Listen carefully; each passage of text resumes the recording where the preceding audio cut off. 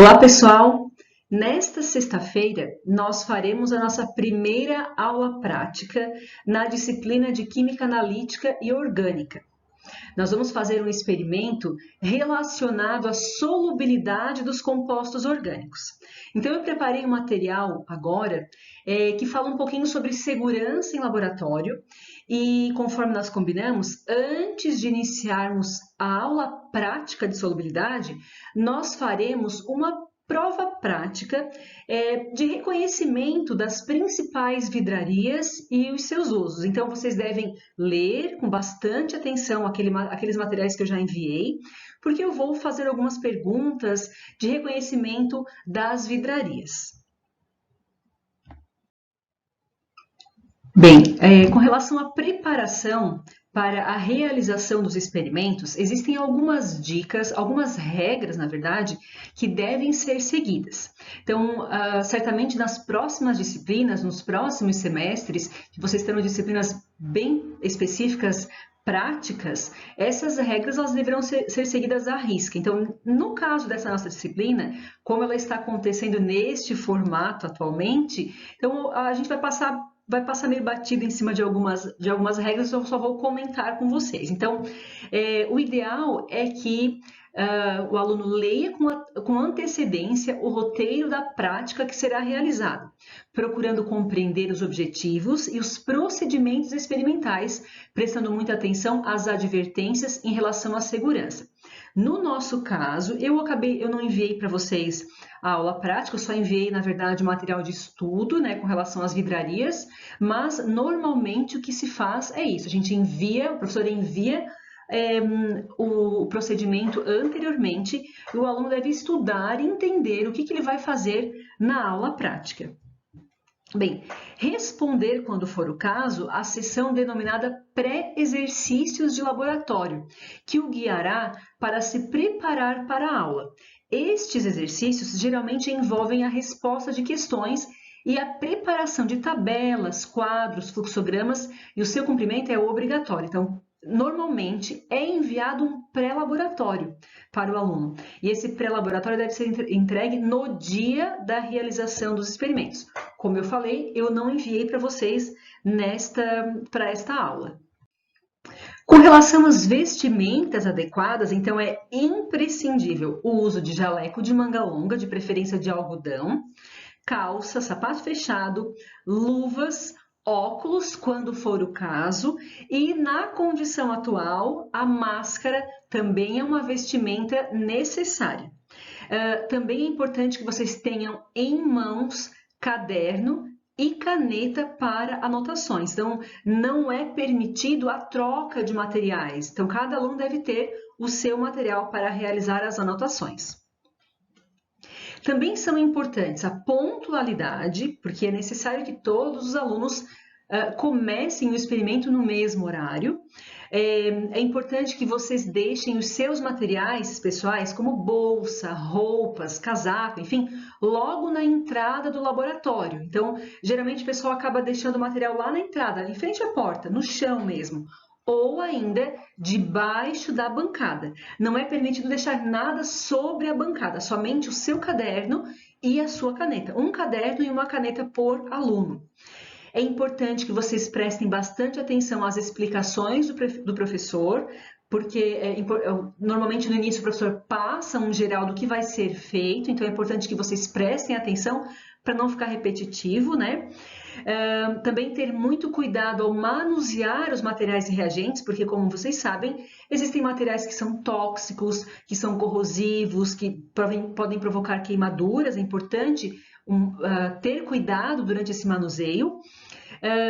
Também manter seu ambiente limpo. Então, após a realização do seu experimento, cada aluno deve lavar as suas vidrarias, limpar a bancada, deixar tudo organizado. Caso vocês não saibam como proceder, como fazer a limpeza, chamem o professor, perguntem ao professor como que vai ser feita a limpeza, como que lava a vidraria, enfim, e aonde é que o material limpo, as vidrarias limpas, devem ser colocados. Então, cada um é responsável pela sua bancada e pela limpeza da sua bancada e pela limpeza dos seus materiais.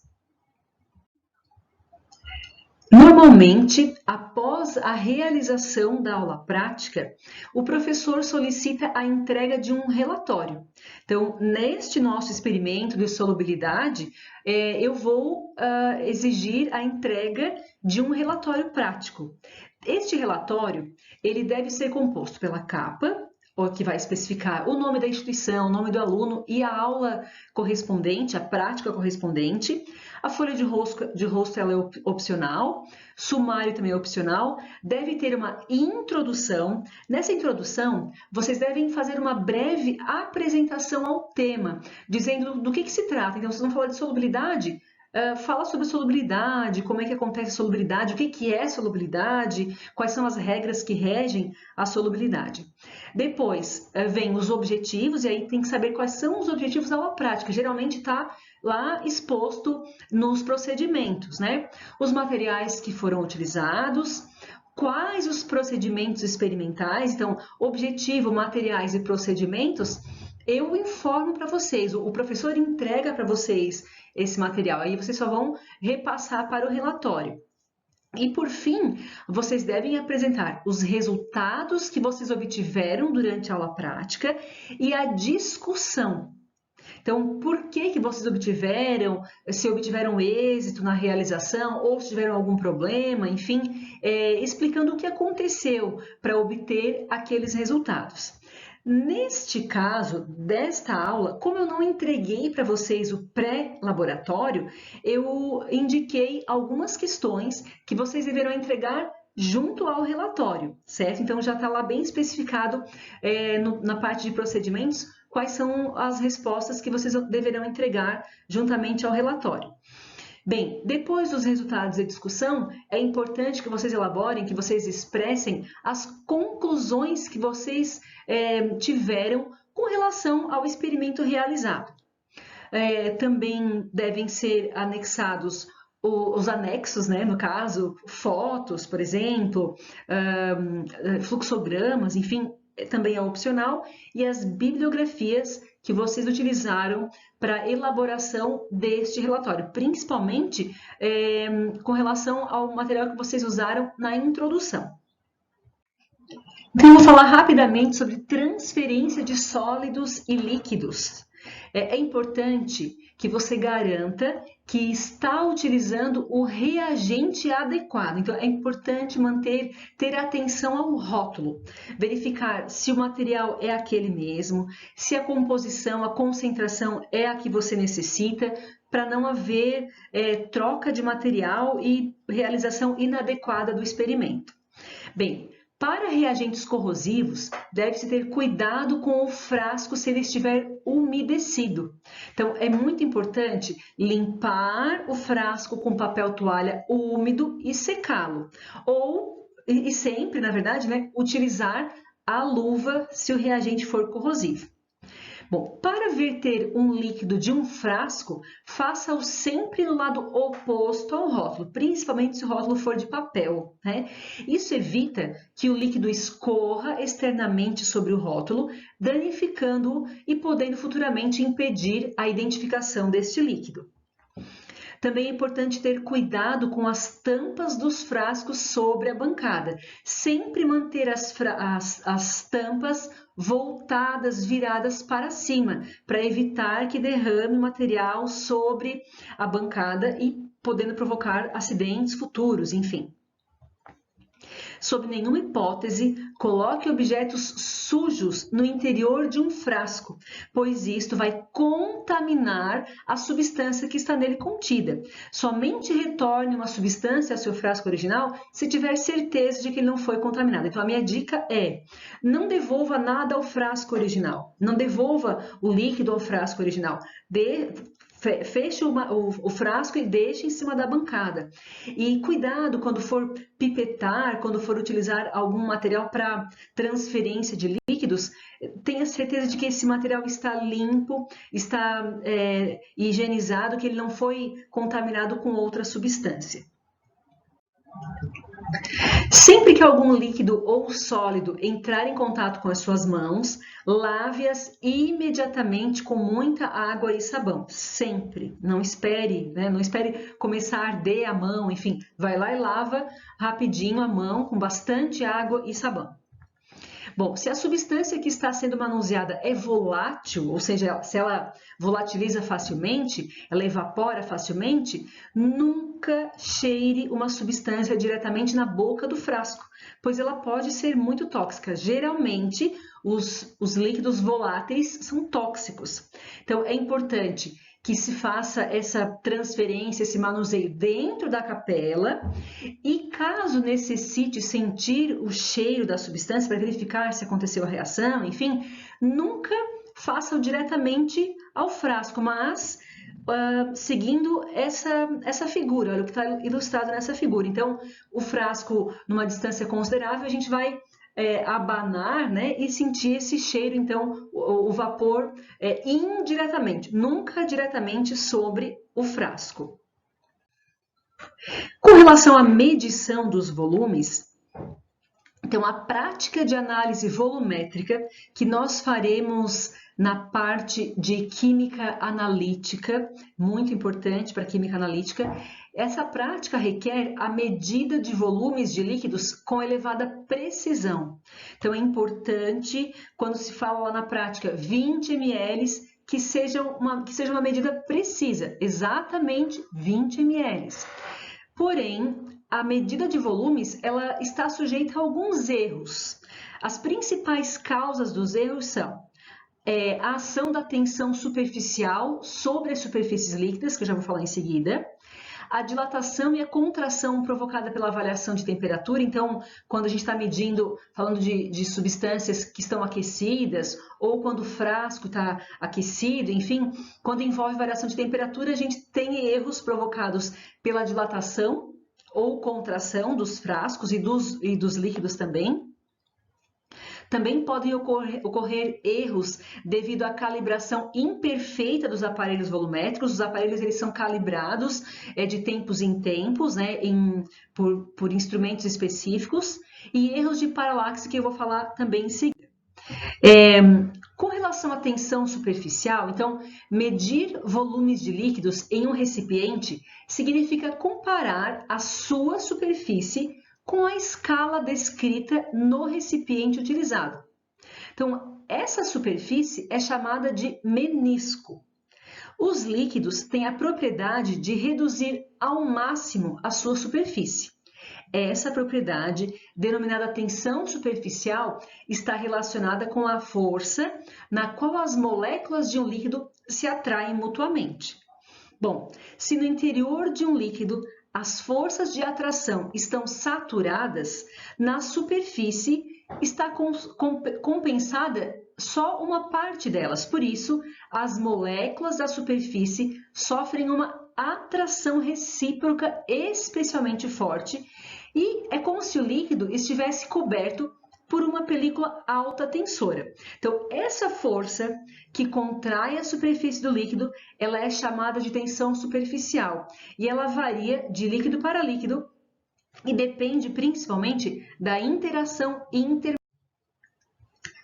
Então, dependendo do tipo de líquido, nós podemos ter essas duas situações, conforme esses dois desenhos que eu trouxe para vocês.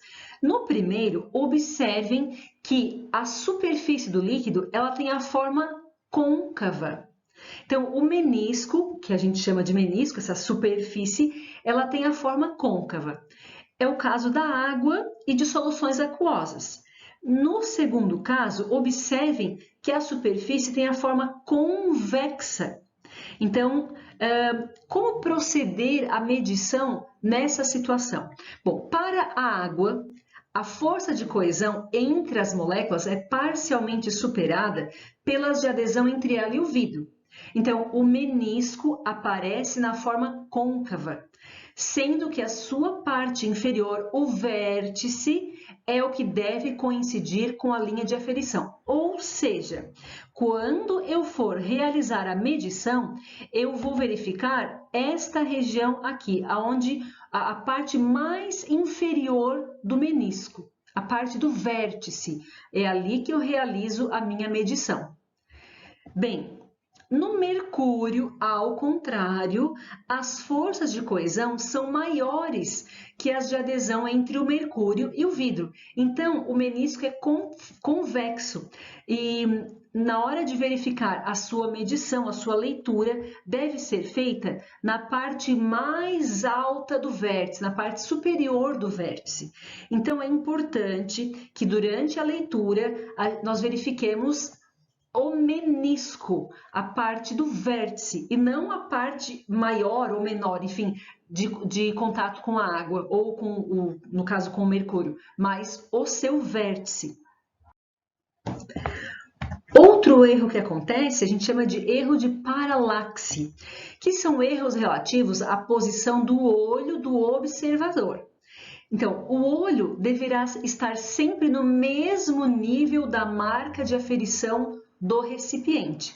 Então, ali do ladinho estou mostrando a maneira correta de analisar é a maneira do meio aqui, né? O olhinho ele deve estar na altura, no mesmo nível da marca de aferição do recipiente. Eu não posso olhar de cima e nem de baixo, porque eu vou estar cometendo um erro de paralaxe. Bem, se o observador estiver olhando por cima do menisco, ele observará um valor superior ao verdadeiro. E se estiver olhando por baixo do menisco, observará um valor inferior. Por isso que é importante, então, nós olharmos na altura, no mesmo nível de medição. Bem, aqui eu tenho alguns recipientes, algumas vidrarias que são utilizadas para medição de volume e que vocês deverão estudar e verificar para o que cada um serve. Então, de modo geral, para medidas aproximadas de volumes de líquidos, nós usamos as provetas. As provetas elas têm a boca mais larga, logo o menisco ele vai estar mais abaixo. Então, é possível que durante o uso de provetas a gente não tenha medidas muito precisas, não é? Bom, para medidas mais precisas, o ideal é que usemos pipetas, buretas e balões volumétricos. Então, como eu já comentei, vocês deverão estudar com bastante calma, com bastante atenção, todas as vidrarias, né? E na próxima aula, então, na sexta-feira, durante a aula prática, nós faremos uma revisão, nós vamos fazer um geralzão sobre as vidrarias. E aí eu vou fazer algumas perguntas para vocês sobre aquele material que eu já enviei. Então é isso, pessoal. Um bom trabalho, estudem bastante e até sexta-feira.